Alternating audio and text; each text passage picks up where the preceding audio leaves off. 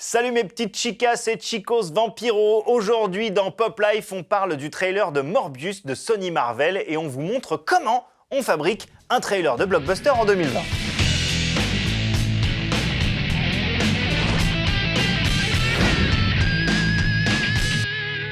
Depuis l'avènement des comic book movies, les bandes annonces de blockbuster ont tendance à se standardiser et finissent par un peu toutes se ressembler. Dernier exemple en date, la bande-annonce de Morbius. Après Venom, Sony enchaîne sur ses films de super-vilains, ennemis historiques de Spider-Man, mais sans Spider-Man et avec Jared Leto dans le rôle titre. You have a gift. You always have. If there's an answer to your disease, you'll find it.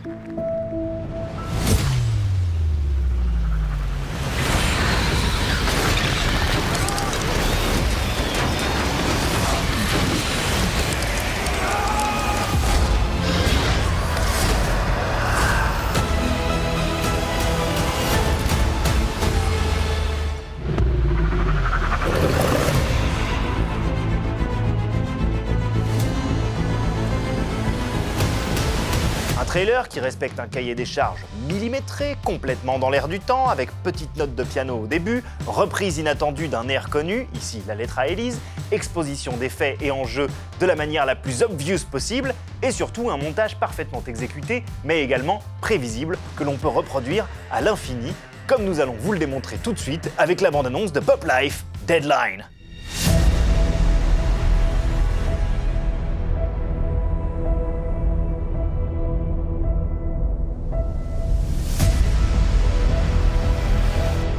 Je ne sais pas si vous vous rendez compte à quel point écrire les textes de Pop Life, c'est plus compliqué que vous le pensez. Il faut être hyper précis.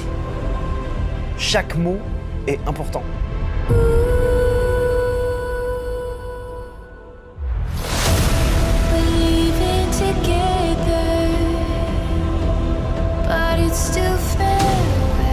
Est-ce que t'as pas l'impression que de partir en safari au Kenya juste pour un épisode sur le Roi Lion, c'est un peu excessif?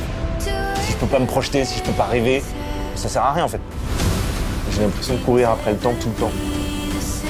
On n'y arrivera jamais. Je sais pas comment m'en sortir tout seul. Évidemment que non, tu peux pas être un poney, Joe. Je peux être qui je veux, putain, ok? Qui je veux.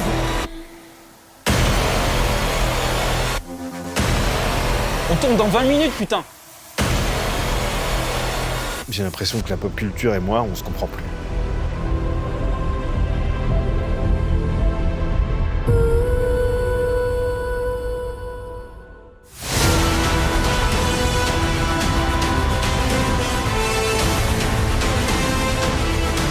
On sera jamais seul.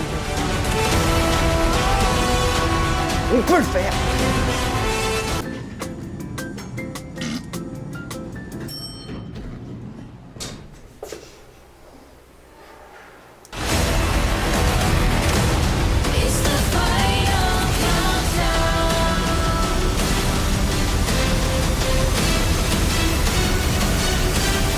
Bonjour à toutes et à tous et bienvenue dans Pop Life.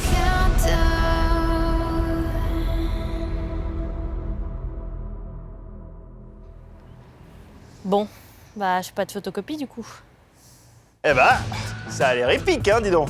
Morbius avec Jared Leto, ça sort le 5 août en France. Pop Life Deadline, on n'a pas encore de date, on n'a pas encore l'autorisation en fait, mais promis, dès que ça sort, on brûle les bandes. Aujourd'hui, dans le rewind de Pop Life, saviez-vous que la bande-son de Aliens de James Cameron était tellement efficace qu'elle a été utilisée dans des dizaines de bandes-annonces de blockbusters dans les années 90 ? Over and over again. And when I say a lot of times, what you're thinking, but way more. En 1986 sort Aliens, la suite du classique horreur science-fiction de Ridley Scott. Pour cette suite, James Cameron veut livrer un blockbuster épique. Il fait donc appel à James Horner pour la bande originale. Le compositeur livre une partition absolument terrassante qui ferait passer Hans Zimmer pour un enfant de cœur.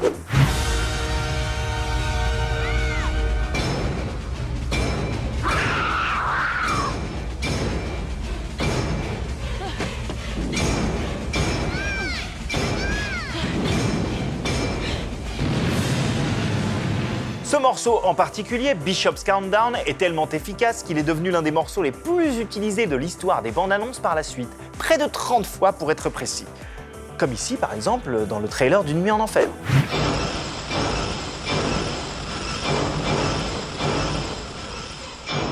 Ou encore dans la bande-annonce de Misery. You die.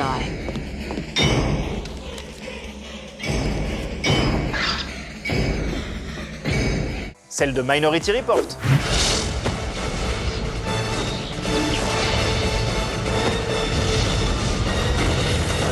Et même dans une bande-annonce pour la sortie de Blanche-Neige en DVD. Before wicked witches ruled the sea. C'est con parce que franchement ça sonnait mieux avec la soupe aux choux tout ça je trouve quand même.